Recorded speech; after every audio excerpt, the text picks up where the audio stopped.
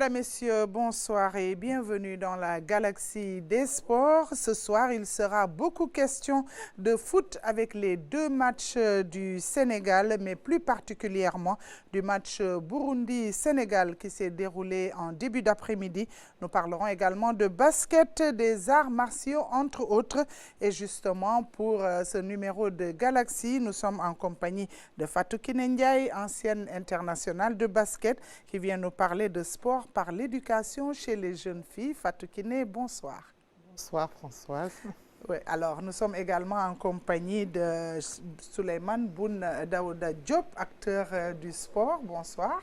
Bonsoir Françoise. Et puis également en compagnie de Cheikh Oumar Aïdara qui est consultant. Bonsoir Cheikh. Bonsoir Françoise.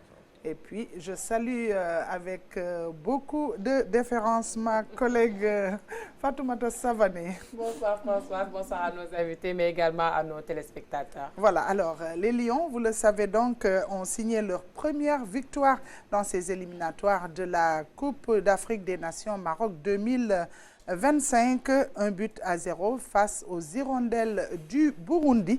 Le compte-rendu est signé Fatoumata Savané.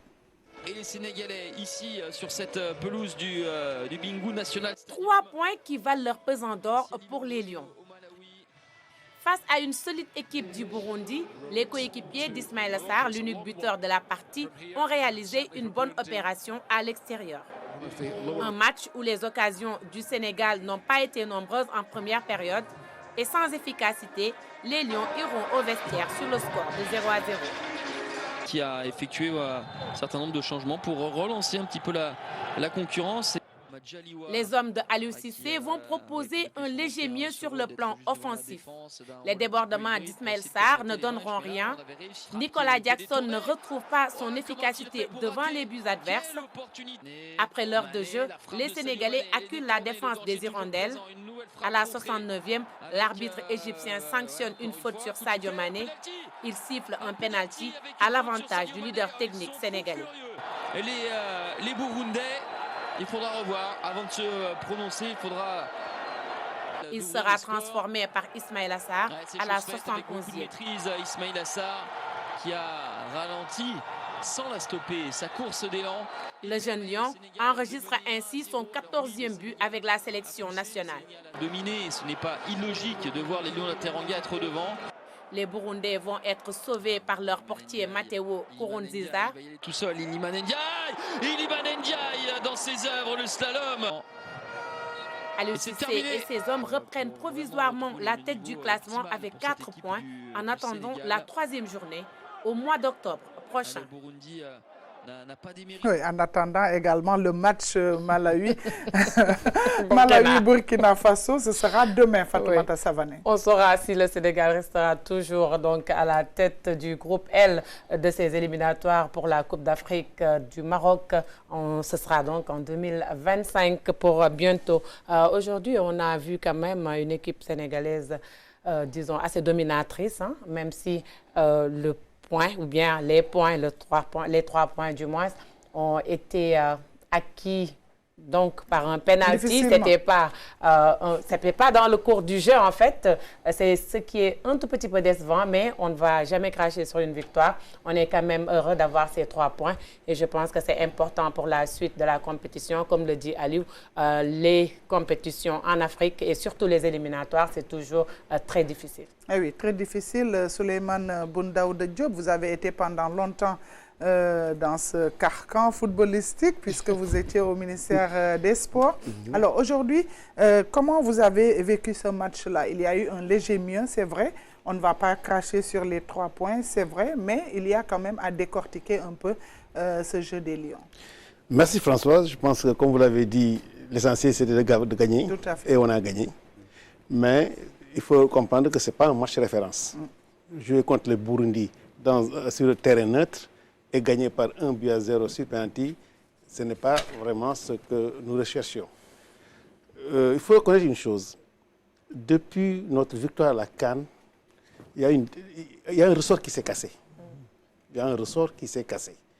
Et ce qui l'explique, c'est parce que d'abord, on encaisse des buts de dernière minute, ce qui n'était pas le cas.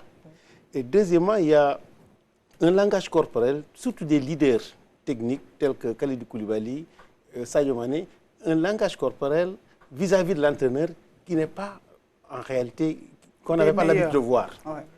Donc il y a un ressort qui s'est cassé et ceux qui sont en mesure de recoller les morceaux doivent le faire avant qu'il ne soit trop tard.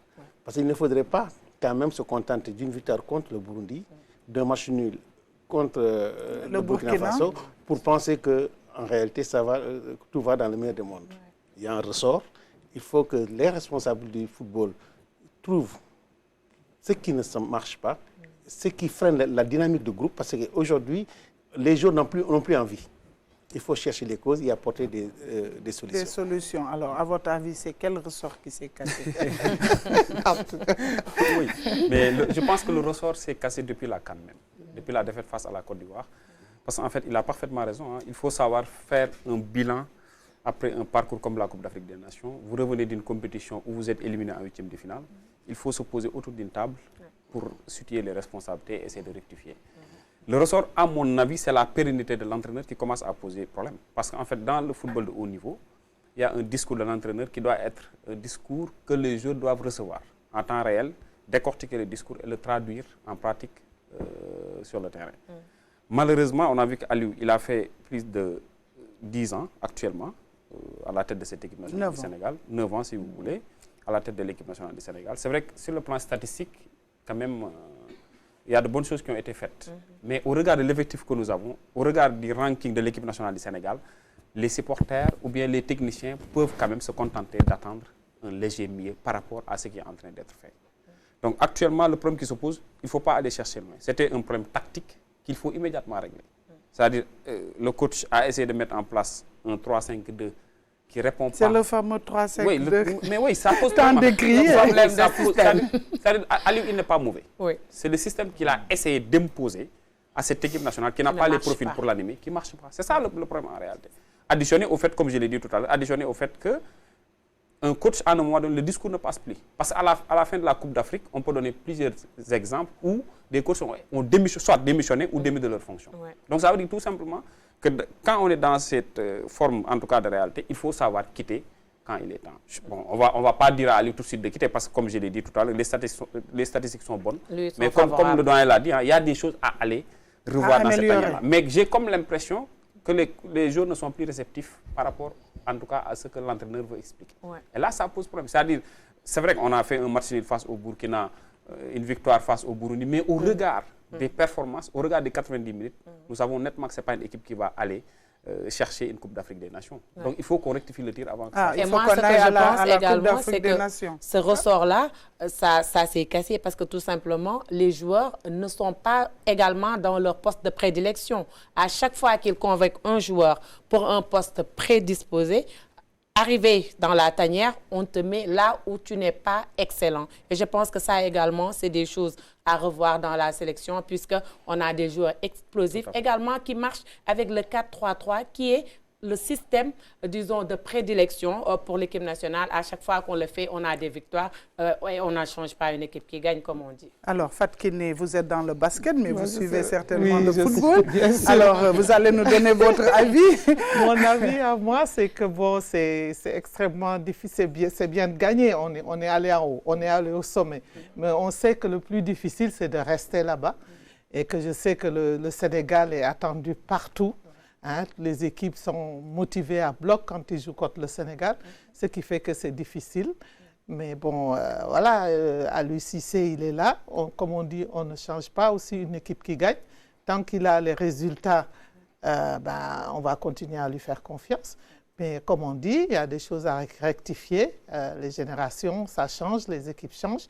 Donc, il faut qu'il arrive, donc, comme tu disais, Fatima, et que son discours... sa vision passe au niveau des jeunes joueurs qui arrivent aussi. Alors, aujourd'hui, il y a eu quand même un léger mieux dans l'animation offensive de ce match-là. C'est vrai que d'habitude, on voit que nos joueurs ne s'entendent pas tellement, ni dans les courses, ni dans les appels.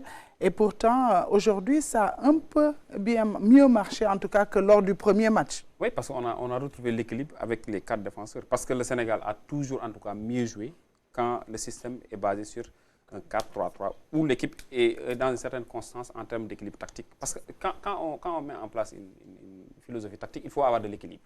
C'est l'équilibre qui nous a permis de décaler, de déséquilibrer un peu l'équipe adverse vers Ismail Jacobs, qui a occupé ce qu'on appelle les demi-espaces avec Sadio Mané. Et on a vu qu'à la première mi-temps, on a beaucoup joué sur Jacobs. Et quand on joue sur Jacobs, c'est pour un peu libérer Ismaïla Sarr. Donc, le seul bémol, ça reste encore Ismaïla Sarr qui pratiquement ne peut pas faire d'efforts. En tout cas, c'est comme ça que je le vois. Ismaïla, il ne veut pas faire d'efforts parce qu'en réalité... Oui, il est bon sur les balles arrêtées. Non, il est bon sur les balles arrêtées. Mais Ismaïla, moi, en tant qu'arrière latéral, mais je peux le marquer 90 minutes, il ne va pas me dépasser. Parce que tout le temps, il s'applique sur le bon pied du défenseur. Tout le temps. Ça, il ne peut pas couper pour entrer à l'intérieur du jeu. Jamais il coupe pour entrer à l'intérieur du jeu. Donc ça, c'est problématique à un moment donné. Mais dans la globalité du schéma tactique, je pense que Sadio, il a un peu retrouvé son fil du jeu. Ismaël a gagné en termes d'espace, parce que comme j'ai dit, Ismaël, il a besoin de l'espace pour faire des courses, essayer de faire des centres. Mais le problème, c'est à l'arrivée. Qu'on ne retrouve pas les centres. Déjà, les centres, le dosage n'est pas bon. À l'arrivée, j'ai vu 2 voire 3 situations où à l'arrivée, on avait 6 défenseurs contre 2 attaquants du Sénégal.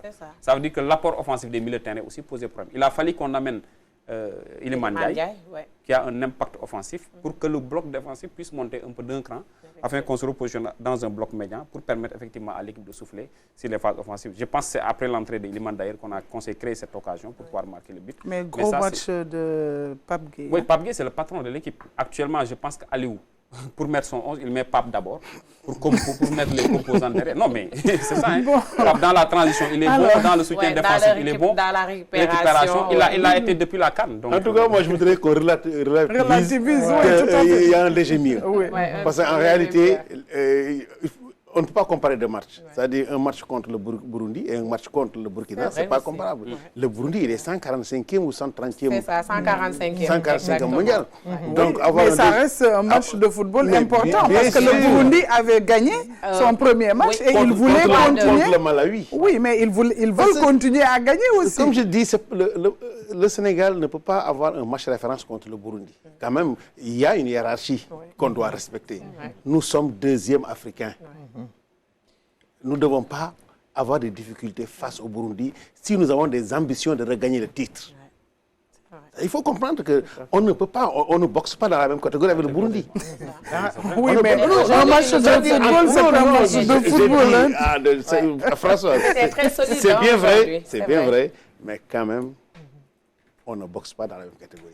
Oui, c'est pourquoi ils ont passé tout leur temps, ils ont passé tout leur temps à défendre. Voilà. Mais encore une fois, essayons de voir où le ressort est cassé. Parce que le problème, pour moi, ce n'est pas un problème de système de jeu. Nous avons 26 professionnels qui doivent être aptes à s'adapter à n'importe quel système de jeu. Parce que c'est des professionnels. Ils sont payés pour jouer au football. Donc, s'ils ne parviennent pas à vraiment mettre un projet tactique, c'est parce que le discours ne passe plus. Donc, ils ont une part aussi de responsabilité aussi. Mais dans les postes professionnels, même dans leur club, ils changent de poste, ou bien les entraîneurs aussi, ils peuvent changer de poste. Pour moi, c'est un discours qui ne passe plus. Et il faut trouver pourquoi le discours ne passe plus. Bon, là, on va poser la question. Oui, non, le problème, à mon avis, c'est qu'en fait, si vous avez, c'est des joueurs professionnels. L'équipe nationale est assez différente d'un club de football où vous avez une sélection qui est basée sur des critères d'identification, des profils en fonction du système en place. Mais en équipe nationale, souvent, on est dans l'obligation de convoquer un joueur parce qu'il brille en club, quelle que soit la philosophie dans laquelle elle joue. Tout à fait. Donc, si on arrive dans l'équipe nationale sénégalaise, chaque équipe a son ADN. Au Sénégal, je pense qu'il est mieux, en tout cas, il est préférable qu'on joue sur le système 4-3-3 que de vouloir imposer à ces jeunes joueurs-là, le système des 3-5-2. Parce que c'est un système très difficile à jouer. Et aujourd'hui, moi, je me dis qu'on n'a même pas les éléments pour le faire. Et on verra s'il continue sur la base, en tout cas tactique d'aujourd'hui, parce qu'on a vu un léger mieux, quoi qu'on dise. En tout cas, l'équipe avait un équilibre, au moins. Si on continue sur cette base-là, on va plus libérer des espaces comme ça se faisait. Je pense qu'on pourra se contenter au moins de revoir l'équipe nationale du Sénégal qui va rester ne serait-ce que dans l'équilibre. Allez, on va avancer parce que là, on est en train de footballiser ce plateau. Voilà, là, c'est de subir la dictature du football. Il a parlé d'une chose importante. Le ressort s'est cassé. Bon, on va voir cette solution, mais c'est entre la tactique et le discours. Voilà, alors on va retrouver donc, on va retrouver nos envoyés spéciaux au Malawi, El Hadj Thierno Dramé et El Hadj Malick Dieng. Victoire donc du Sénégal face au Burundi sur un score étriqué, 1-0, but marqué sur penalty par Ismaïla Sarr, un penalty provoqué par Sadio Mané. Mais le résultat est là, c'était ça le plus important selon Aliou Cissé qui était présent en conférence de presse, qui est revenu un peu sur ce qui a évolué sur le plan tactique, mais surtout l'apport des latéraux, Ismaël Jacobs qu'on a beaucoup vu, contrairement à Formose Mendy, mais quand même son plan de jeu était clair. Non, je pense que Formose, quand on l'a mis là, ce n'était pas un piston. C'était un troisième défenseur. En réalité, c'était Koulibaly dans l'axe, Formose, défenseur latéral droit, et Moussa Niakhaté, défenseur latéral gauche. Du coup, Ismaïla Sarr était un peu beaucoup plus haut. Et Formose, ce qu'il a très bien fait, c'est qu'il a bien défendu derrière Ismaïla, et restant en soutien, ce qui permettait à Ismaïla pratiquement d'être en haut. Et il y avait cette permutation-là entre Ismaïla et Lamine Camara. Parfois, Lamine pouvait aller à l'extérieur et Ismaïla à l'intérieur. Je pense que tous les trois, ils ont quand même très bien combiné et apporté, surtout en deuxième période avec Ismaïla, avec ses roches. Mon regret, c'est en première période où on a beaucoup insisté sur le côté gauche. Je pense qu'on aurait pu renverser le jeu, fixer sur le côté gauche et puis renverser vers Ismaïla. Chaque fois qu'on a eu à le faire, on a percuté. Comme je l'ai dit, dans le contenu, ça a été quand même satisfaisant. Sur le manque d'efficacité, Aliou Cissé en parle puisque ça fait 5 matchs que le Sénégal ne marque pas plus d'un but. Il va falloir beaucoup travailler pour être efficace devant les buts. Ce qui est difficile dans le football, c'est de marquer des buts. Défendre, tout le monde sait défendre. Maintenant, marquer des buts, c'est pas évident. Maintenant, la finition, c'est l'efficacité. Nous allons continuer à y travailler. Peut-être que ce n'est pas un manque d'efficacité, mais peut-être un manque un petit peu de calme. L'entraîneur du Burundi était également face à la presse. Il s'est posé des questions sur la décision de l'arbitre par rapport au penalty et par rapport à certaines décisions, même s'il ne veut pas rester focus sur ça. Ce qui était important, c'est le contenu donné par son équipe qui a montré du talent et du caractère. Souvent, si par exemple, la première question tu me demandes polémique, ça veut dire qu'il y a quelque chose qui s'est passé. Donc, si on voit du fumet, c'est qu'elle dit quelque part il y a du feu. C'est à vous ou les concernés à juger si c'est.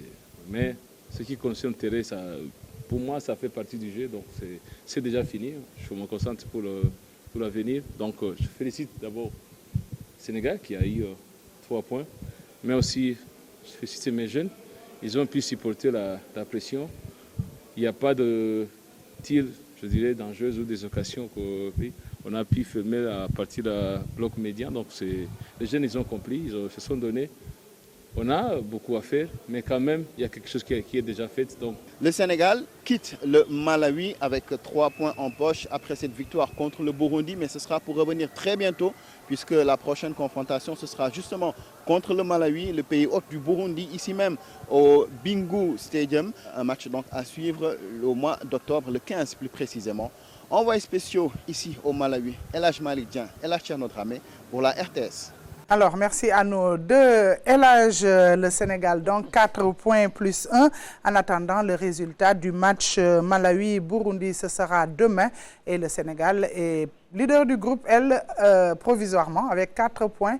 Le Burundi, 3 points. Le Burkina Faso, 1 point. Et puis le Malawi, 0 point. Fatoumata Savané. Oui, intéressant.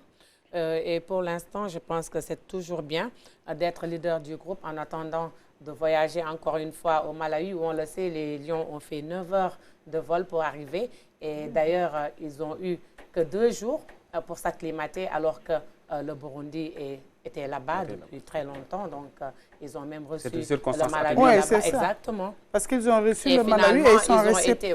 Ils ont été plus à l'aise sur une pelouse qu'ils ont connue à plusieurs fois, puisqu'ils ont joué avec le Malawi, qu'ils ont battu d'ailleurs 3-2 pour dire tout simplement qu'aujourd'hui, le Burundi pouvait créer vraiment des difficultés au Sénégal. Et heureusement qu'on a les 4 points qui nous intéressent vraiment. Parce que nous sommes le Sénégal. Alors, les Lions ont la côte. Les Lions ont la côte au Malawi. Vous allez découvrir ces images. C'est l'ambiance à la sortie des Lions, donc accueillis par une foule de supporters qui scandaient le nom de Sadio Mané. Sadio Mané qui a quand même été là pendant ce match-là, qui a créé un penalty et ce penalty a été marqué par Ismaïla Sarr. Si on peut nous donner ces images de l'ambiance au niveau, voilà, de la sortie donc du stade. Vous voyez tous ces supporters qui sont venus pour voir les Lions de loin ou de près. Hein? Oui, mais c'est selon. C'est le cas partout. C'est la star de l'équipe nationale, hein, et également le leader technique, comme je le disais tout à l'heure, avec 43 buts quand même lors de ce but face au Burkina. Et aujourd'hui, même s'il avait tiré, il en sera à son 44e but. Toujours le meilleur buteur de l'histoire de l'équipe nationale du Sénégal. Intéressant comme statistique, mais également par sa personnalité, parce qu'il est très correct, très aimable. Et Sadio Mané, c'est quelqu'un qui ne refoule pas les supporters. Il est toujours là pour prendre une photo. Il a mis love Sadio Mané. Oui, mais... En tout cas, il est adulé, il est aimé, et je pense que ça va continuer comme ça. Cher Omar, on a un autre match en octobre. À votre avis, qu'est-ce qu'il faut faire? Il faut permettre aux joueurs de mieux maîtriser leur rôle, parce qu'on a vu quand même lors du match ici à Dakar, il y avait beaucoup de télescopage. Oui, il y a un problème de télescopage. Ça, c'était lié un peu au système tactique. Hein, parce que dans le replacement, dans la décomposition en termes tactiques, si on doit venir défendre, en défense, on est 5 joueurs en défense. Parce qu'on a par exemple Seck, Koulibaly, Diallo, plus les 2 pistons. Donc ça laisse beaucoup d'espace au niveau du milieu de terrain. Ce qui fait que souvent, quand on remonte la balle, tout le monde se précipite pour sortir en même temps. Et ça crée énormément de difficultés. D'ailleurs, on l'a vu aujourd'hui, l'équipe était basse lorsqu'on avait Gana Gueye et Pape. Lorsqu'on a sorti Gana pour glisser Iliman, on a vu que l'équipe est devenue un peu élastique. Donc je pense que sur ce plan, il faut qu'on revoie... mais est-ce qu'il ne faut pas d'ailleurs insister sur Iliman Ndiaye? Mais forcément, je pense que Iliman Ndiaye, c'est le joueur qu'il nous faut pour perforer les défenses. C'est-à-dire pour jouer en vertical, il nous faut Iliman Ndiaye. Le véritable problème au niveau du terrain, c'est que Gana Gueye et Pape Gueye ont les mêmes qualités. Tout à fait. Ont les mêmes qualités. Et il faudrait qu'on puisse arriver à sacrifier un des deux. Parce qu'ils ont le même registre. Tout à fait. Ils ont le même registre. D'autant plus que Pape apporte un soutien de taille sur le plan défensif. Donc il est à la première relance sur le plan défensif. Il gère presque... Pape, il est un peu partout. Il coulisse à gauche, à droite, il est devant Kalidou Koulibaly. Donc on n'avait pas forcément besoin de Gana pour la deuxième, en tout cas pour le premier relanceur. Parce qu'on a vu, hein, lorsque Gana est sorti, le jeu est devenu beaucoup plus élastique avec Iliman, comme il l'a dit, dans la verticalité du jeu. Dans la verticalité, il faut Iliman dans la verticalité. Alors, il peut casser les lignes. Malik Diouf, il a joué quelques minutes, on n'a pas eu le temps de beaucoup le voir. Oui, du côté de Slavia Prague, il fait de bons matchs de toute façon. C'est un arrière-gauche de calibre quand même qui apporte beaucoup de ballons sur le plan offensif. Aliou l'a détecté. Donc il a convaincu tout le monde, hein. Mais en 4 minutes quand même, on ne peut pas... Oui, bien sûr, on ne peut pas apprécier ce qu'il... De toute façon, il y a quelque chose qui se fait. Parce qu'en fait, moi, ce que j'ai constaté, l'autre élément, c'est que nos joueurs quand même, sur le plan de l'intensité, il y a encore des difficultés. C'est-à-dire, par exemple, en première période... Sur le temps des transitions aussi. Sur transition, intensité. Dans la course, on voit que Ismaïla Sarr, par exemple, qui peut faire une course avec beaucoup d'intensité. Mais sinon, les autres joueurs, ça court au ralenti, en quelque sorte. Maintenant, est-ce qu'on va convoquer encore l'équation du championnat saoudien ou pas? Mais en tout cas, il y a un problème sur ce plan-là. On a des jeunes joueurs qui sont sur le banc. Il va falloir aussi qu'on leur donne le temps de jeu. Nous sommes aussi en début de championnat. Oui, en début de championnat, oui, ça aussi c'est vrai. C'est ça. Hein? C'est un couteau à double tranchant. Le joueur peut être frais physiquement ou bien il n'a pas encore cette température pour s'adapter. Ou bien il n'a pas eu ce temps de jeu. Parce qu'on a eu quand même des joueurs. Mais dans tous les cas, le panaché, nouveaux joueurs qui arrivent et cadres qui doivent partir, il faut être dans le juste équilibre. Et je pense qu'il y a des joueurs comme par exemple Mikayil Ngor Faye, aujourd'hui qui attendait sur le banc. Il pouvait avoir sa place dans cette équipe-là. Voilà. On a Malik Diouf parmi tant d'autres qui sont sur le banc et qui sont en train d'attendre. Allez, sachez que le Sénégal a 4 points et on attend les résultats du match Burkina Malawi. Ce sera demain, mais le Sénégal va entrer en lice au mois d'octobre pour justement les prochains matchs des éliminatoires de la CAN Maroc 2025. Et nous allons parler de l'afro-basket, Fatoumata Savané, qui est votre affaire, puisque les Lionceaux, du Sénégal ont quand même gagné 2 matchs. Oui, ils ont remporté un match et ils ont perdu le premier face au Mali. Et là, ils vont jouer demain le 10 face au Cameroun pour passer au second tour. L'afro-basket, donc des moins de 18 ans, se passe du côté de Pretoria, c'est en Afrique du Sud.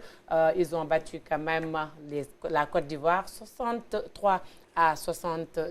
C'était très difficile, une fin de rencontre à suspense, comme je l'avais dit. En tout cas, pour l'instant, on peut dire que les Lionceaux sont sur la bonne voie. Ils ont en tout cas leur destin en main. Après le match contre le Cameroun, ce sera demain à 17h30 GMT pour donc savoir s'ils vont passer en second tour ou pas. Et c'est la 22e édition de l'Afro-Basket des moins de 18 ans. Alors, Afro-Basket, madame. Un peu sur les 18 ans. Oui, j'aurais préféré parler des filles, ce que je déplore vraiment qu'on ne soit pas parti. Oui, c'est vrai, on n'est pas là-bas. Il y a toutes les nations là-bas, le Mali, l'Égypte, le Cameroun, même le Rwanda. Il y a toutes les équipes qui sont là-bas et nous, on n'est pas là-bas. Et figurez-vous, nous, on passe derrière. Aujourd'hui, on est 3e au classement FIBA Basket. On est juste derrière le Mali. Et pourquoi le Mali est devant nous? Puisque nous sommes finalistes du championnat d'Afrique. Pourquoi le Mali est devant nous? Parce que juste le Mali gagne toutes les compétitions au niveau des petites catégories. Ouais. Pour vous dire à quel point c'est important. Donc vraiment, je déplore notre absence là-bas. Bon, au niveau des garçons, effectivement, un premier match très, très difficile face au Mali. Oui. Justement, je parlais du Mali. Qui nous a quand même dominé. De 14 points. On a perdu de 14 points le premier match. Bon, on s'est rattrapé sur la Côte d'Ivoire, mais bon, voilà, il y a encore des problèmes quand même sur le plan du rebond et sur le plan encore de l'adresse et des balles perdues.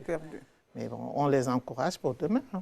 C'est le Cameroun, on a toutes nos chances. Quand même. Alors, on va souhaiter qui en est le sélectionneur. Oui, alors on va souhaiter bonne chance à nos Lionceaux du basket qui vont entrer en lice demain face au Cameroun à 17h pour leur 3e match. Et nous parlons de l'Afro-Basket des U18. Et puis, vous savez que les Jeux paralympiques sont terminés. Le Sénégal était représenté par 4 athlètes. Il s'agit de Edmond Sanka qui a été classé 5e au para-canoë-kayak. Il a manqué de peu la médaille, mais je sais qu'il a fait un très bon résultat. Il y avait également Youssouf Diouf au javelot. Lui, il participe pour la 3e fois. Lui aussi, il a été éliminé. Il y a également Alioune Dramé au tir à l'arc et puis Idrissa Keita au taekwondo. Lui également, il a terminé 4e. Oui. Il a eu donc de bons résultats. C'est vrai qu'on n'a pas eu de médaille, mais nous avons eu des athlètes au pied du podium, ces athlètes qui participent pour la première fois, sauf Youssouf Diouf. Alors, Daouda, qu'est-ce qu'on peut dire justement de cette participation des Sénégalais aux Jeux paralympiques? Moi, je pense que c'est une participation très honorable, parce que Youssouf Diouf est allé en finale de javelot, où il termine 5e. Edmond Sanka est allé en finale de canoë sprint, où aussi il termine 5e. Keita a disputé la finale de bronze, qu'il a perdu. Parce que s'il gagnait ce combat, il serait médaillé de bronze. Tout à fait. Les 4e. Les 4e. Et Dramé, Idrissa a été battu au premier tour par un Indien, Aliou Dramé, mais il faut reconnaître que le tir, c'est 5 jeux, et l'Indien a gagné 3, lui, il a gagné les 2, et sur des scores très truqués. Donc, c'est une participation très honorable, au vu de notre préparation. Tout à fait. Donc, il faut les saluer. Ce qu'il faut simplement retenir, c'est que Edmond Sanka est à 37 ans, Dramé a 43 ans, Idrissa, lui, il est jeune, il est à 21 ans. L'autre est à 30, c'est-à-dire 41 ans. Donc, il y a un problème de relève qui va se poser. Tout à fait. Qui va se poser. Donc, mais quand même, il faut saluer leur performance et demander au handisport de mieux travailler sur les enfants, Ouais, surtout sur les enfants. Surtout avec les Jeux olympiques de la jeunesse qui vont se c'est dérouler ça. à Dakar. En tout cas, pour justement assurer la relève, le ministère des Sports qui a soutenu les Paralympiques entre la préparation et la participation, le ministère des Sports était au début et à la fin du processus. Nous allons écouter Cherfal qui revient justement sur ce soutien du ministère des Sports. Je crois que vous l'avez dit tantôt, on a terminé les Jeux olympiques avant d'enchaîner avec les Paralympiques. Et par rapport à ça, il faut dire que le ministère a vraiment agi depuis la préparation. Donc, c'est-à-dire toutes les compétitions internationales auxquelles nos athlètes ont pris part ont été financées entièrement par le ministère des Sports, ce qui a permis à nos athlètes olympiques et paralympiques de se qualifier à ces Jeux. Et sous ce rapport, le ministère des Sports a fait un traitement équitable. C'est-à-dire pour chaque athlète qualifié, le ministère a donné une prime de qualification de 2 millions de francs CFA. Ensuite, une prime de préparation de 4 millions et une prime de participation de 5 millions. Ensuite, pour les équipements spécifiques, le ministère a alloué à chaque athlète un montant de 320 000 francs. Et tout ce montant fait 11 320 000 francs CFA. Et ce montant a été viré directement dans les comptes des différents athlètes. Pour vous dire que le ministère des Sports n'est pas resté les mains croisées par rapport à ces Jeux et par rapport au soutien des athlètes pour une bonne préparation et une bonne participation à ces Jeux. Donc là, si les athlètes sont parvenus à se qualifier, c'est parce qu'ils ont bénéficié d'une préparation et d'un soutien du département des sports pour pouvoir aller à ce niveau. Et ensuite, par rapport à la participation, le ministère a fait tout ce qu'il devait faire pour que les athlètes soient à l'aise, que ce soit au niveau de l'hébergement, ou bien de la restauration, ou bien des équipements. Ils ont eu des équipements de qualité et tout. Donc quand on entend quelquefois des athlètes se lamenter plus ou moins, bon, ça nous étonne.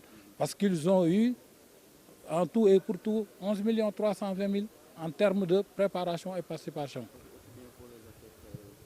Oui, là, il n'y a pas eu de distinction. Tous les athlètes qualifiés ont reçu vraiment ce montant de 11 320 000 francs. Qui, tout à l'heure, je l'ai dit, c'était une prime de qualification, une prime de préparation, une prime de participation. Ensuite, les équipements généraux et les équipements spécifiques. Donc vraiment, par rapport à ça, je crois que l'État du Sénégal, à travers le ministère des Sports, n'a rien à se reprocher pour le traitement des athlètes. Voilà, c'était Cherfal, donc le directeur de la haute compétition, interrogé par nos équipes au Malawi, Elhadj Thierno Dramé et Elhadj Malick Dieng. Alors, on parlait justement de ce soutien du ministère des Sports. Et il faut dire que les Paralympiques ont été également reçus par l'ambassadeur de France, l'ambassadeur du Sénégal en France. Voilà. Ben, je pense que c'est tout à fait normal quand même, parce qu'ils sont des ambassadeurs comme lui. Ouais. Et du moment qu'ils sont en France et que c'est lui le représentant du Sénégal en France, c'est tout à fait normal qu'il les reçoive. Ce qu'il faut dire, c'est que les soutiens de dernière minute ne participent pas à la réalisation de performances. Ouais. Les Jeux olympiques, c'est tous les 4 ans. Et il faudrait qu'on ait le réflexe de mettre chaque année dans le budget du ministère des Sports une rubrique préparation aux Jeux olympiques. C'est-à-dire qu'on n'attend pas l'année des Jeux pour donner de l'argent à des athlètes. Ça ne les sert pas dans leur préparation. Une préparation olympique, c'est 8 ans. Aujourd'hui, on devait mettre l'accent sur les jeunes qui vont participer aux Jeux olympiques de la jeunesse. Et ce sera une continuité. Si vous regardez la fille qui a gagné de Sainte-Lucie, qui a gagné les 100 mètres, mais elle était médaillée d'argent aux Jeux olympiques de Buenos Aires. C'est-à-dire, il faut qu'on ait le réflexe de dire qu'il faut préparer à long terme. Pour avoir une médaille olympique, c'est une préparation au moins de 8 ans. Donc voilà ce que nous regrettons. Alors, il faut que les députés nous aident à voter un budget du ministère des Sports qui est uniquement réservé à la préparation aux Jeux Olympiques, destiné aux athlètes de haut niveau et aux jeunes à fort potentiel. Ouais. Alors voilà, donc je pense que votre appel sera entendu. En tout cas, félicitations aux 4 athlètes paralympiques qui ont représenté le Sénégal aux Jeux de Paris avec justement des fortunes diverses, mais quand même pour une participation honorable. Alors, Fatou Kiné Ndiaye, vous allez nous parler, vous êtes la présidente de Pulse Africa Sport for Education. Mais avant de vous donner la parole, je vais accueillir Sensei Yatmolo avant qu'il ne me donne un coup. Oui, bonsoir, Sensei. Peut-être que... Bonsoir, Françoise. Voilà. Françoise, il fallait le faire depuis longtemps. Oui, c'est vrai. Mais bon, comment on dit? Mea culpa. Mea culpa. Voilà. Pas? Alors, Fatou Kiné Ndiaye, vous allez nous parler de votre association qui œuvre justement pour le développement des filles par l'éducation et le sport. Le sport, voilà. Tout à fait. Donc, je suis, comme tu dis, la présidente de Pulse Africa Sport for Education. C'est une association qui est dédiée aux jeunes filles basketteuses. Donc, elles sont au nombre de 50 aujourd'hui et elles évoluent dans des clubs de Dakar et de sa banlieue. Elles sont à l'école et elles sont... si tu veux, l'objectif, ce n'est pas de détecter des talents, on n'est pas dans les compétitions, mais on est plutôt dans l'éducation, on est plutôt dans le leadership féminin, l'empowerment féminin, pour leur leur donner confiance, pour qu'elles aient confiance en elles, pour qu'elles sachent qu'elles ont les mêmes possibilités que les garçons, qu'elles croient en elles, qu'elles peuvent réussir, en conciliant, bien sûr, les études et le sport, parce qu'on a tendance à décrocher rapidement, surtout celles qui sont les plus douées, ont tendance à délaisser les études. Et moi, je dis non, on doit pouvoir concilier les deux jusqu'à un certain niveau. La preuve maintenant, le sport de haut niveau, il faut avoir un certain niveau, bagage, un certain bagage, comme on dit. Il faut savoir bien parler le français, surtout bien parler l'anglais. Et donc, moi, c'est sur ce plan-là que j'appuie vraiment pour accompagner ces jeunes filles pour qu'elles excellent dans ce qu'elles font. Elles ont quel âge? La fourchette d'âge? Entre 12 ans, donc l'entrée au collège, et les plus grandes qui ont 18 ans, 20 ans, la sortie du collège. Et la sortie du collège, c'est là où on peut orienter, bien sûr, les plus doués, s'ils ont la chance d'aller continuer les études et le sport, par exemple, le système américain, aller continuer jusqu'à avoir un diplôme universitaire. Voilà, c'est ça notre but. Comment ça se passe sur le terrain? Alors, sur le terrain, donc nous, notre façon de fonctionner, je les prends les filles à chaque vacances. Chaque vacances scolaires, on les regroupe. Pendant l'année scolaire, décembre et les vacances de Pâques, on appelle ça des camps de suivi scolaire. Bien sûr, il y a le basket, mais également à côté, nous mettons en place le suivi scolaire, c'est-à-dire du renforcement en français, en anglais et en mathématiques. Et aussi, au cours de l'année aussi, on fait du suivi scolaire en ligne. Voilà, on les suit, on a des groupes avec leurs professeurs, on les suit en ligne, des révisions en ligne. Et voilà, on les accompagne sur le plan scolaire comme ça. Et pendant les grandes vacances, comme là, on va faire un camp de grandes vacances où c'est des activités, le basket toujours, avec d'autres activités socio-culturelles et éducatives. Alors, je ne sais pas si on a des images d'illustration du camp de basket qu'on pourra justement vous montrer tout à l'heure. Je ne sais pas si la régie pourra nous montrer ces images-là. Fatma Savané, si vous avez une question. Oui, parler de Fatou Kiné, de ce qu'elle accomplit de grand, tout comme Anne-Marie Dior le fait souvent. Elle est internationale avec les de basket, hein? Oui, bien sûr, je le sais. Oui, elle fait de grandes choses, en tout cas avec les filles, et c'est important, tout comme Anne-Marie Dior le fait avec les toutes petites. Elle aussi, elle est très brave, un peu comme vous. Et aujourd'hui, quand vous avez les talents ou bien quand vous avez les jeunes filles déjà accomplies, est-ce qu'aujourd'hui, elles ont l'ambition, par exemple, d'aller jouer dans les grands clubs en NBA ou bien aller aux États-Unis, jouer dans de grands clubs en Europe? Est-ce que c'est possible de passer par votre association et d'arriver à ce stade de compétition? Oui, c'est tout à fait possible. Nous, on est là pour ça. Oui. On est là pour qu'elles rêvent grand, oui. Pour qu'elles aient des ambitions. Donc, voilà, c'est ça notre but. C'est ça notre but aujourd'hui, avec les clubs là où elles sont, avec les parents, ensemble, parce que c'est ensemble qu'on va y arriver. Oui. Donc, justement, pour leur donner ces ambitions-là. Alors, elles sont 50 et après les vacances, chacun retourne dans son club d'origine. Oui, tout à fait. Et puis, aux vacances prochaines, vous les reprenez. Vous reprenez les mêmes ou vous faites de la détection? Les mêmes. Les mêmes? Oui, elles rentrent quand elles sont au collège et elles sortent quand elles auront leur bac. Mais on suit les mêmes pendant tout ce cursus scolaire-là. Ah, c'est intéressant. Vous en êtes à la première édition, à la deuxième édition? Non, à la 9e édition. À la 9e édition, oui, c'est intéressant. On a démarré en août 2021, quand je suis rentrée donc, au Sénégal avec ce projet-là. J'ai eu la chance de rencontrer alors la directrice des sports de la ville de Dakar. Alors, c'était Fanta Diallo. Et c'est elle qui vraiment nous a aidés à lancer la première édition. Et là, maintenant, depuis, on est partenaire avec la ville de Dakar, qui quand même nous appuie assez sérieusement dans ce projet. Souleymane, une belle pépinière pour les Jeux olympiques de la jeunesse. C'est ça, une belle initiative à encourager et à démultiplier. Parce qu'en réalité, le problème du sport sénégalais, c'est de permettre aux jeunes d'allier sport de qualité et des études de qualité. Souvent, le jeune est appelé à choisir à un moment donné entre le sport et les études. Parce que tout simplement, on ne lui offre pas le cadre, les cadres pour allier les deux. Donc, ce sont des initiatives.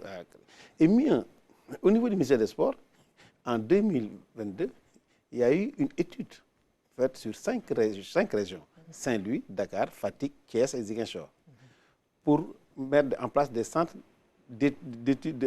d'excellence sport-études. Malheureusement, l'étude est commanditée par la direction de la planification du ministère des Finances. L'étude est bouclée et le document est en train de dormir au niveau du ministère des Sports. Ouais, ce qui pourrait être très intéressant. Alors, et on le faisait en perspective des Jeux Olympiques de 2026. Mais malheureusement, ce n'est pas fait. Donc, il faut féliciter Fatou Kiné et demander aux communes quand même de prendre en charge cet aspect. Parce que la prise en charge de la petite catégorie incombe à 2 entités. Au Sénégal, on se trompe. Ce ne sont pas les fédérations ni le ministère des Sports qui doivent prendre en charge la petite catégorie. La petite catégorie, c'est l'affaire de l'école et de la collectivité territoriale. Il faudrait que l'école redynamise le sport scolaire pour vraiment une massification de la pratique. Et l'élite qui va sortir de cette massification va aller vers les fédérations. Mais la collectivité territoriale a le devoir, comme le sport est une compétence transférée, de prendre en charge la petite catégorie et d'insérer les anciens sportifs comme Fatou Kiné, de les permettre chaque mercredi, chaque dimanche, d'encadrer les jeunes du quartier. Oui, tout à fait. Contre une rémunération. Parce que quand même, il y a des fonds que l'État, des fonds qui étaient destinés au ministère des Sports, que l'État a pris et a reversé aux collectivités territoriales pour la prise en charge du sport qui est une compétence transférée. Malheureusement, il y a un détournement d'objectifs. Souvent, on l'utilise pour quelques clubs naïtanes et pour autre chose, au détriment des jeunes qui doivent être les premiers bénéficiaires. Voilà, en tout cas, c'est bien dit, hein, et je pense que également, on va revenir à vous tout à l'heure pour parler justement de la délocalisation de votre camp d'entraînement, puisque le Sénégal ne se limite pas à Dakar. Vous allez nous dire ce que vous ferez, vous allez faire dans ce cadre-là. Alors, une fédération qui est revenue auréolée de gloire, c'est la fédération de karaté, avec les cadets, juniors, espoirs qui ont participé au championnat d'Afrique qui se sont déroulés à Tunis du 2 au 8 septembre. Oui, précisément à Rades. Et je crois que ça a été une belle performance. C'est vrai, on pouvait avoir 37 parce qu'il y a 37 catégories. Mais malheureusement, compte tenu de beaucoup d'aléas, on n'a amené que 12 combattants, 12-13 combattants. Alors, on va voir l'élément pour voir combien de médailles nous avons eues. L'hymne national a retenti 3 fois du fait de nos combattants Serigne Fallou Ndongo, moins de 63 kilos, Mohamedou Bachir Touré, plus de 70 kilos, et Maïmouna Niang, espoir, moins de 55 kilos. Auparavant, Aïssatou Diène, la cadette du groupe, en kata, a obtenu une médaille de bronze et Serigne Mbacké Seck, médaille d'or au Youth League, se classe 2e derrière l'Égypte. Ainsi, une grosse performance vient d'être réalisée grâce à la détermination, la volonté, surtout la solidarité du groupe. La direction technique nationale, en parfaite collaboration avec Fodé Ndao, Ibrahima Konaté et Cheikh Diagne, en plus des différents responsables qui avaient effectué le déplacement à leurs frais, sont à féliciter. Mention spéciale aux arbitres, surtout aux dames, qui ont réussi à leur examen d'arbitre, comité, combat et juge kata. Le président de la Fédération sénégalaise de karaté, très heureux, nous a même esquissé quelques pas de danse pour célébrer cette belle victoire, aidé en cela par la ministre de la Jeunesse, des Sports et de la Culture, Mme Khady Diène Gaye. La délégation arrive ce mardi 10 septembre 2024 à 19h40 et donne rendez-vous aux supporters au centre de formation du karaté au stade Léopold Sédar Senghor.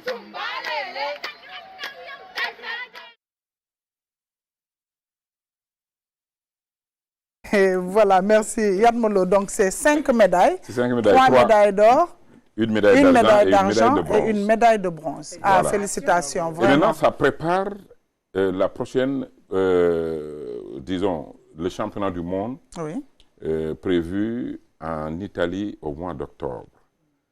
Vous savez, si, par exemple, Serigne Mbacké, qui a perdu en finale, c'est lui qui a eu la médaille d'argent.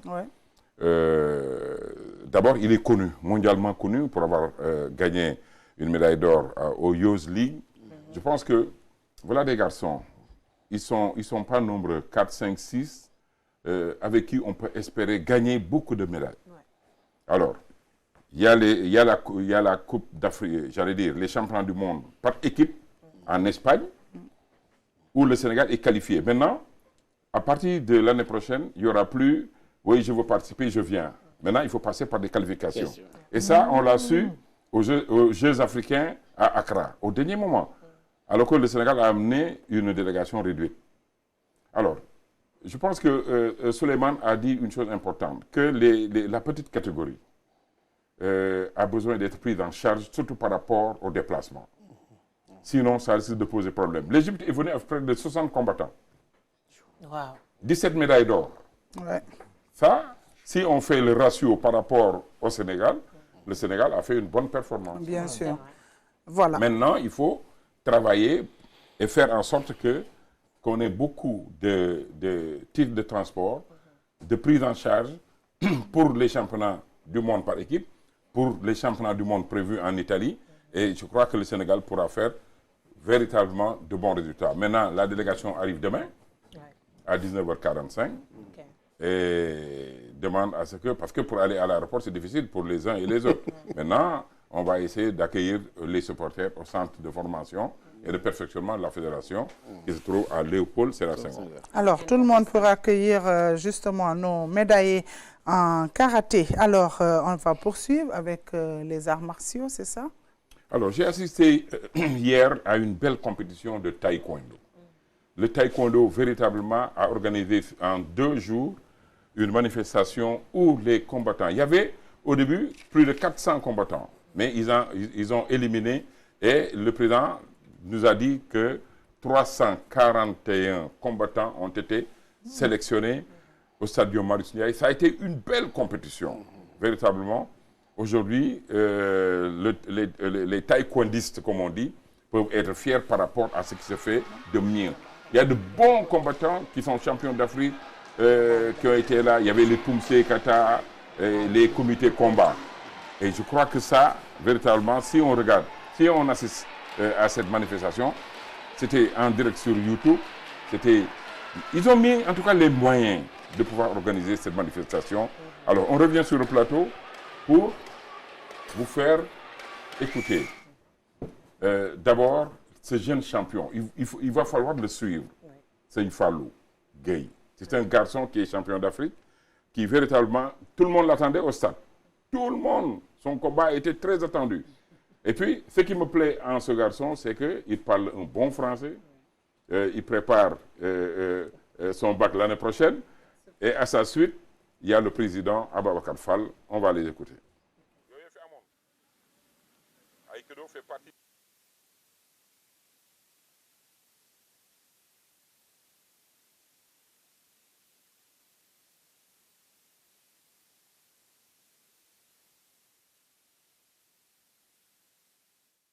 Chaud.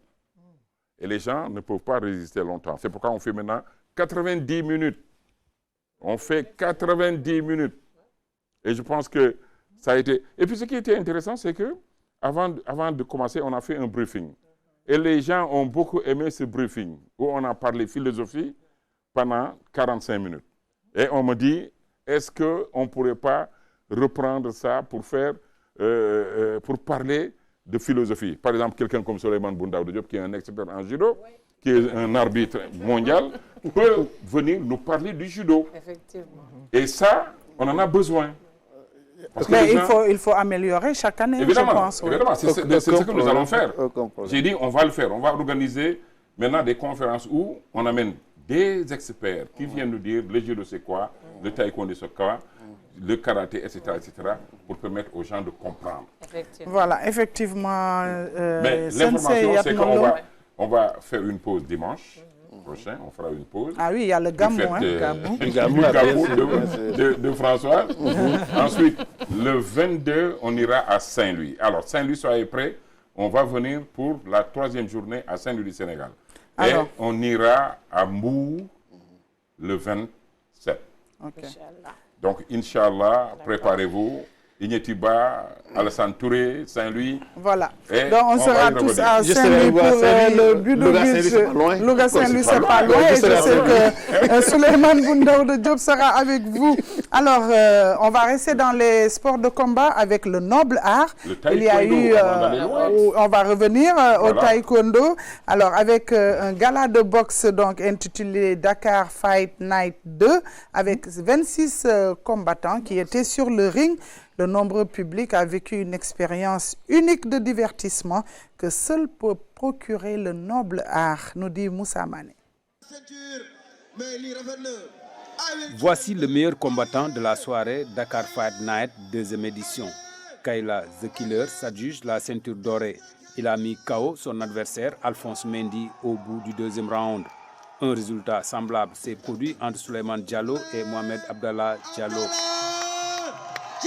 Une soirée de surprise puisque Mamadou Sow, champion d'Afrique, a reçu les foudres de son adversaire Ousmane Faye contre toute attente. Cheikh Ahmed Diop a pris le dessus sur Djibril Fedior Ndiaye. Et Alassane Ka a dicté sa loi à Habib Diouf. Autre vainqueur, le boxeur Nassim, il a battu Amadou Diallo. Le gala, c'était aussi de l'exhibition faute de combattants. Tafsir Ba, détenteur de la ceinture dorée depuis 2021, ne s'est pas privé. Il a enflammé le public. Un public qui a eu droit à 13 combats relevés entre duels, rivalité intense, mêlée de coups. Les boxeurs ont livré des combats magiques dans une ambiance féerique au grand bonheur des amateurs du noble art. Voilà, c'était une soirée magnifique. Hein. Là, il faut féliciter le promoteur, féliciter également la fédération sénégalaise de boxe avec Modou Mamoun Sen, ton ami Yatma, qui est le président de la fédération, et puis Oumar Blondin Diop, Charles Faye. Il y avait du beau monde hein, à la place du souvenir. Voilà. Je pense que c'est des choses qu'on doit organiser, surtout pour permettre à ces jeunes athlètes de se préparer, Souleymane l'a dit, par rapport aux Jeux Olympiques de 2028. Parce que c'est des boxeurs pétris de qualité. Oui, c'est clair. Maintenant, avec ces genres de tournois, parce que la fédération ne peut pas organiser tout. C'est ça. Il faut mais c'est ce que Souleymane disait tout à l'heure. Tout à fait. Qui viennent. Par exemple, quand on a des promoteurs qui organisent régulièrement, mais je pense à Mamadou Diallo, oui. Mamadou Diallo, à qui je rends hommage pour tout ce qu'il a fait pour la boxe. Je pense qu'aujourd'hui, on doit avoir des promoteurs qu'on doit aider. Je pense qu'ils l'ont bien compris et ils ont commencé, ça c'était la 2e édition, et ils vont continuer comme ça et puis pendant depuis toute l'année. Françoise a commencé à faire de la boxe, elle ne le dit pas. Hein, Allez, on va poursuivre, on va revenir sur le taekwondo la semaine prochaine, oui. Inch'Allah. Mais Fatkine, parlez-nous un peu justement de cette délocalisation ou de cette décentralisation de votre camp d'entraînement. Oui, bien sûr, Pulse Africa, c'est un projet qui est complètement duplicable. Hein. Donc vraiment, on a l'ambition d'aller dans les régions, à Saint-Louis, à Tamba. Oui, bien sûr, et d'amener Pulse Africa là-bas. Et puis voilà, d'accompagner des jeunes filles également là-bas. Donc c'est carrément duplicable. Et ce qu'on disait tout à l'heure aussi, est que tout le monde doit mettre à la pâte, à la préparation et tout. Donc on a prévu lors de ce camp, du prochain camp, un challenge 3 contre 3, parce que vous savez que les Dakar 2026, c'est le basket à 3. Donc on a prévu de faire un challenge 3 contre 3, en vue aussi de détecter des jeunes talents aussi. Super. Alors, je vais vous envoyer Fatmata Savané, elle va vous aider, parce qu'elle adore le basket et je sais qu'elle le fera avec beaucoup de plaisir. Vous viendrez, hein, le camp c'est du 18 au 29, il faut venir. Hein. Ou la Ligue de Dakar faisait ça il y a près de 40 ans. Et ils l'ont lâché, ils ont laissé la formation de la petite catégorie en faisant sport-études. Il l'a dit, sport-études. C'est ce qui permettait à nos Lions, et Lyon, surtout aux Lions, de gagner les championnats d'Afrique. Elle en a beaucoup gagné. Machallah, vraiment, une grande basketteuse internationale. Voilà, alors on va donc parler de Awa Narfal, notre compatriote, fédération de roller et skateball, qui a été élue vice-présidente. C'est ma nièce, hein. Voilà, vice-présidente de la Fédération africaine. On va voir sur ces images, je pense que c'est un off. Voilà, elle est là. Donc, elle a été élue vice-présidente. Elle a beaucoup... Confédération africaine de roller et skate, hein, parce qu'elle est une femme, elle est présidente de fédération ici au Sénégal et elle s'est beaucoup donnée à cette discipline-là. En tout cas, elle a accompagné beaucoup de jeunes. Aujourd'hui, c'est une consécration d'être quand même la vice-présidente africaine, de la Fédération. Elle a fait beaucoup de Elle mérite cette distinction parce que moi, je la connais bien, je connais sa maman. Tout à fait. Awanar regroupe l'équipe nationale chez elle. Elle les donne à manger, les donne à boire, et elle cherche du travail à ces jeunes. C'est pourquoi je dis elle occupe ce poste de maman. C'est la maman des enfants. En tout cas, elle aime ce qu'elle fait. Elle a beaucoup participé au développement du roller et de la discipline au Sénégal. Et elle a même... Vraiment soutenue. Elle n'est pas là, mais elle sera notre invitée, Inch'Allah. Et elle a beaucoup fait aussi au championnat du monde de la discipline en Argentine. En tout cas, félicitations à elle. Et nous souhaitons en tout cas plein succès à Awa Narfal. Et puis, nous pensons la recevoir sur ce plateau un de ces jours. Alors, nous allons terminer Galaxy. Non, l'émission va se terminer. Comment? Va continuer. Oui, elle va se terminer sur une note triste, voilà. Parce que vous savez que le monde sportif est en deuil avec la disparition de Sega Sakho, une icône du football qui s'en est allée. Nous allons suivre le reportage de Seydina Alioune Fall. Du football sénégalais, Sega Sakho s'est éteint. Pensionnaire de l'équipe nationale du Sénégal de 1971 à 1975, l'ailier gauche aux jeux déroutants a fait les beaux jours du foot sénégalais partout où il est passé. US Gorée, Linguère de Saint-Louis, Jeanne d'Arc et Djaraf. Sega Sakho a illuminé les rectangles verts des années durant. Doté d'un pied gauche et d'une technique, ses dribbles et feintes faisaient de lui un joueur redoutable pour ses adversaires, un régal pour les spectateurs. Avec sa générosité, sa joie de vivre, son esprit taquin, sa convivialité, Sega Sakho était un homme exceptionnel qui trouvait toujours les mots pour répandre la bonne humeur autour de lui. Un passionné de foot s'en est allé sur la pointe des godasses. Sega Sakho, 75 ans, perd ainsi son dernier match. Il repose à Yoff pour l'éternité. Eh oui, Sega Sakho, donc, qui nous a quittés, un homme très gentil, humainement très bien. Je l'ai connu personnellement, c'était vraiment mon ami, hein, je ne veux pas en dire plus. Alors, Souleymane... je l'ai connu, je l'ai fréquenté, il faisait partie de nos références à la Gueule-Tapée. Sega, c'était notre grand. Et on partageait l'équipe, on avait une équipe, l'équipe du dimanche, où Sega jouait avec des jeunes qui avaient l'âge de ses petits-fils. Ouais, pour vous dire qu'il a traversé toutes les générations. C'était la joie de vivre. Sega, c'était vraiment la joie de vivre. Là où il est, tout le monde est en train de rigoler. De rire, c'est vrai. C'est pourquoi nous présentons nos connaissances, parce que Sega a fait la catégorie junior à Gorée, il a joué au Giraffe, à la Linguère et à la Jeanne d'Arc. C'est vrai. Donc, vraiment, c'est une grosse perte pour le football sénégalais. Oui, ça c'est vrai. Fatkine, rapidement. Oui, moi, je l'ai connu aussi, l'homme. Ce que je peux dire, c'était un grand sportif d'abord. Parce que Sega, il était à l'aise quand il était avec nous dans le basket, comme dans toutes les autres disciplines. Et comme il l'a dit, c'était vraiment un gars, un grand monsieur et qui faisait rire tout le monde. C'était la joie de vivre. Et c'est une grosse perte. Je présente mes condoléances vraiment au monde, au monde sportif sénégalais. Ouais. Yatma? Oui, Sega, je pense que ci wolof laa koy waxee dafa nekkoon koo xam ne fu mu toog ñëpp bég. Da daan wax de son vivant, il disait de son vivant, bala ngeen di li ngeen ma war a jaxalee man. C'est vrai, il le disait tout le temps, il a raison. Il dit li ngeen ma nar a jox si sama génn àddina jox leen ma ko lii. Ça, je pense que c'est Sega.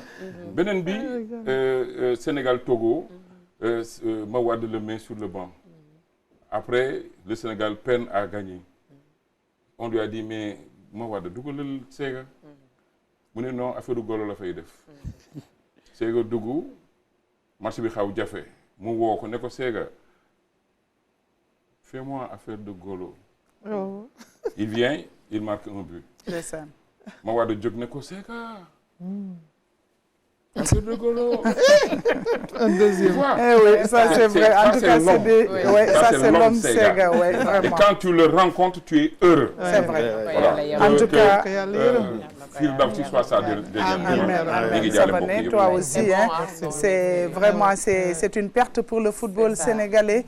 En tout cas, nous nous inclinons devant sa mémoire et puis nous présentons au nom du directeur général de la RTS et de tous les agents nos condoléances les plus attristées à sa famille sportive, mais aussi à sa famille biologique, parce qu'on n'est pas sans savoir que Sega, c'est le neveu de El Hadj Malick Sy Souris, et il disait toujours, c'est mon oncle. Alors, repose en paix, champion. Merci, et c'est sur cette note que nous allons terminer cette émission Galaxy Sport. Merci à Fatou Kiné, ça a été un plaisir de te recevoir et nous allons suivre le camp de vacances pour du 18 au 29. Voilà, du 18 au 29, on sera avec vous au Cœur Jaraf. Voilà, merci à Yatma. Beaucoup. Merci à Souleymane Boundaouda Diop que j'ai sorti de Louga aujourd'hui. Merci beaucoup. Et mais puis, il faut dire aux gens que vous étiez mon élève au lycée de la Fosse. Au lycée de la Fosse et que j'étais nulle en éducation physique. Merci professeur.